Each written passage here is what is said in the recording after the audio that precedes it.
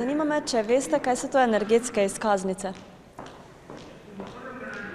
So z zakonom predpisane, so določene že davno tega, če pa vi hočete preverjati moje znanje, pa mi to potem povejte, ne, pa da me vprašate eno vprašanje in potem objavite, ne, če je kdo izpade bedak, objavite. Samo preverjamo, če poslanci veste, zakaj se Gospa novinarka, a vi veste, kaj je energetska?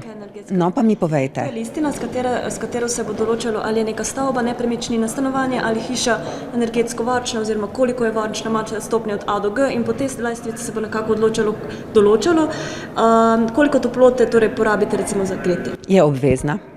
To pa še bomo videli danes. Po direktivi je, oziroma direktiva Evropa nam določa, nam daje okvir, znotraj katerega... No, če vi vse to veste, zakaj me sprašujete? Ja, zato, ker vi odločate o tem pol, ne?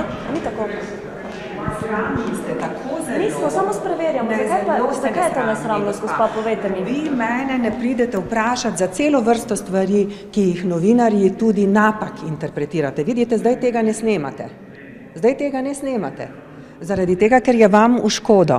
Torej, jaz bi želela, da bi nas vprašali za marsikatero zelo pomembno stvar, ki se pa vašemu televizijskemu kanalu ne zdi pomembna. Kot recimo, povejte nam, o marsikaj. Postavite mi eno sedaj, prosim.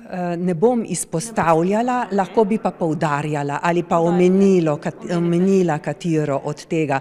Danes smo imeli recimo tako zakon o volitvah v Evropski parlament, imamo zakon o RTV Slovenija, imamo zakon o arhivih.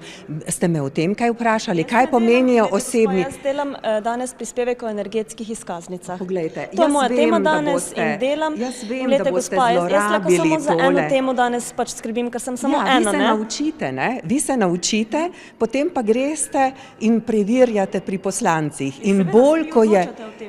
Gospa, mi odločamo o marsičem. A veste, kako dolgo... Samo ena in lahko samo jaz to eno temo delam, ne? Zakaj imate samo hudobne prispevke?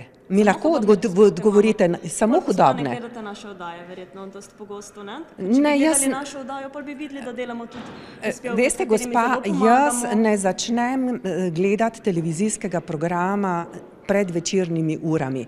Sploh pa ne gledam. Ja, ob 8 sem pa že v službi. Tako da jaz imam kakšno drugo delo, ne spremljam komercialnih televizijskih programov.